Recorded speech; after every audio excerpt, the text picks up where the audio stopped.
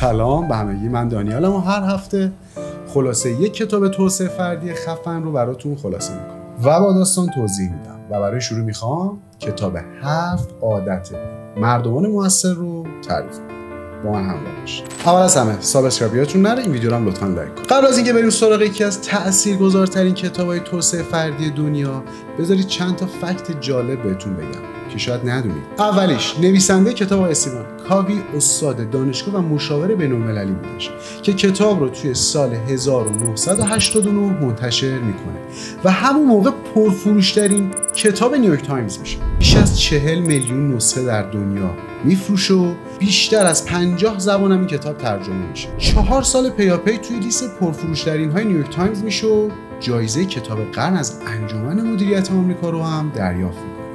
و مجله تایم این کتاب رو جزو 25 کتاب مدیریتی برتر تاریخ معرفی میکنه. دو تا از بزرگترین نویسندگان دنیا هم نظرات جالبی راجع به این کتاب دارن.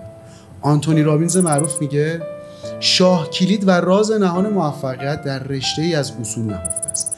و آقای استیون کاوی استاد این اصوله و این کتاب رو بخرید و مهمتر از این که بهش عمل کنید. نفر بعدی آقای برایان تریسیه که میگه آقای استیون کاوی برای آمریکایی‌ها همپای سقراطه. ذهن رو به نکات پایدار از جمله ارزش‌ها، خانواده و روابط اجتماعی سوق میده. خب حالا که اینا رو میدونید، بریم سراغ خلاصه 7 عادت مردمان موثر. ولی نه خشک و کتابی. میخوام با مثال، داستان و طوری که تو ذهنتون بمونه براتون روایتش کنم. عادت شماره 1، بی پرواکتیو یا فعال باشید. یادم میاد مادر بزرگم همیشه تعریف میکرد که وقتی جوان بوده همه چیز فقط 2 سنت قیمت داشت، ولی الان همه چیز گرون شد و همه هم مقصر و دولت میدونن. ساعت ها مینشست و قرآن میزد. این دقیقاً کاریه که آدم‌های واکنشی میکنن، تمرکز روی چیزایی که هیچ کنترلی روش ندارن. قبل از اینکه شرایط یا دیگران تو رو کنترل کنن، خودت انتخاب کن که چطور واکنش نشون بدی. مثلا قرار بود بری به یه پیاده روی ساده ولی یهو بارون میزنه. یه آدم واکنشی میگه ای وای همه چی خراب شد، ولی یه آدم فعال و پرواکتیو میگه خب وقتشه که کتاب جدیدمو شروع کنم. حالا پیام این عادت چیه؟ اینکه شرایط رو همیشه نمیتونی کنترل کنی، ولی واکنش نسبت به اون اتفاق رو همیشه میتونی کنترل کنی. پس این ماییم که تعیین کننده واکنشمون نسبت به اتفاقات هستیم. عادت شماره 2، با پایان در ذهن آغاز کن یا نگاه از آخر به اول. قبل از هر کاری تصویر نهایی رو توی ذهنت داشته باش. مثلا تصور کن توی یک مراسم خاکسپاری هستی، ولی این بار خودت توی تابوتی. دوست داری مردم چی راجبت بگن؟ یا مثلا ساختن یه ساختمون، اول باید نقشه‌اش باشه، بعد کلنگ زده بشه. اگه نقشه نداشته باشی ممکنه ساختمون وسط بیابون ساخته بشه. پیام این عادت چیه؟ تصمیمات امروزت باید تو رو ببره جایی که میخوای، نه جایی که قرار اتفاقی بهش برسی. پس قبل از شروع هر کاری اول پایانش رو ببین و نسبت به پایانش استارت بزن، چون استارت هوشمندانه تر و قوی تری خواهی زد. عادت شماره 3، put first think first یا نخست امور نخست. تمرکز کن روی کارهایی که واقعا اهمیت دارن، حتی اگر فوری نیستن. مثلا بیشتر ما روزمون رو با جواب دادن پیام‌ها و نوتیفیکیشن و اینستاگرام و واتساپ و تماس‌ها می‌گذرونیم، ولی کسی که مؤثره وقتش رو برای یادگیری، ورزش و کارهای کلیدی کسب و کارش میذاره. پیام این عادت چیه؟ اینکه فوریت همیشه به معنی اهمیت نیست. اول کارهای پر اهمیت رو استارت بزنید و بعد کارهای مهم یا غیر فوری. عادت شماره 4، think win-win، برنده فکر کن. خیلی شفاف و واضح است.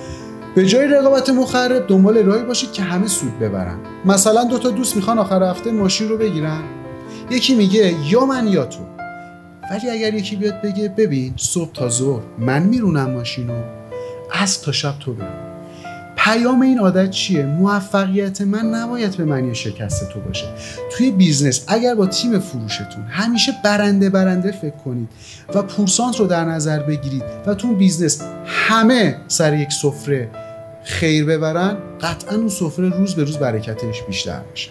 و حالا عادت شماره 5، اول بفهم و بعد سعی کن به بقیه بفهمونی.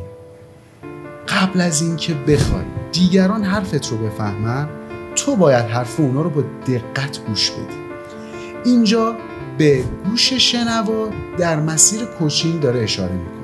مثلا وقتی دو نفر دارن دعوا میکنن، هر کدوم فقط دنبال جواب دادنه، نه فهمیدن. ولی وقتی گوش بدی، اعتماد ساخته میشه، تعامل برقرار میشه، ارتباط مؤثر شکل میگیره و شنیدن واقعی نصف راه حل مشکلاته. پس بیشتر بشنویم و کمتر صحبت کنیم. عادت شماره 6، سینرژی یا هم‌افزایی. قدرت همکاری رو آزاد کنید. مثلا توی گروه موسیقی هر سازش صدای خاص خودشو داره، ولی وقتی با هم نواخته میشن یک سمفونی رو با هم میسازن. یا اینکه دو نفر قدشون نمیرسه اینکه سیبا یک درخت رو بچینن، ولی وقتی یکی بره روی شونه اون یکی میتونه همه سیبا رو بچینه. ولی اگر این دو نفر با هم لجبازی کنن، هیچ سیبی گیر هیچ کس نمیاد. پیام این عادت چیه؟ تفاوت‌ها تهدید نیستن، گاهی فرصتن. و حالا عادت شماره 7 که خودم عاشقشم، تیز کردن اره یا اینکه اره‌ت را تیز کن. بذارید با یه داستان شروع کنم. یه هیزم شکنی داشت با یه اره کند یک درخت رو میزد تا بشکونتش. همسایه از بغلش رد میشه، میگه فلانی یه دقیقه صبر کن، اره‌تو تیز کن، این درخت زودتر میاد پایین. اون مردم یه پوزخندی میزنه و نگاش میکنه، میگه نمیبینی وقت ندارم، و دوباره شروع میکنه به تبر زدن. این حکایت خیلی از ما هاست که وقت نمیذاریم برای ارزش‌های زندگیمون یا کارهای کلیدی کسب و کارمون و ترمز دستی رو نمیکشیم که بخوایم اره بیزنسمون رو تیز کنیم تا با قدرت بیشتری توی زندگی و کسب و کارمون حرکت کنیم. و در این عادت نویسنده به چند بعد زندگی اشاره میکنه نسبت به سلامت جسم و روح و روان و اینکه گاهی توقف لازمه برای شارژ دوباره. و حالا جنبندی پایانی. این 7 عادت مثل 7 پله‌ان.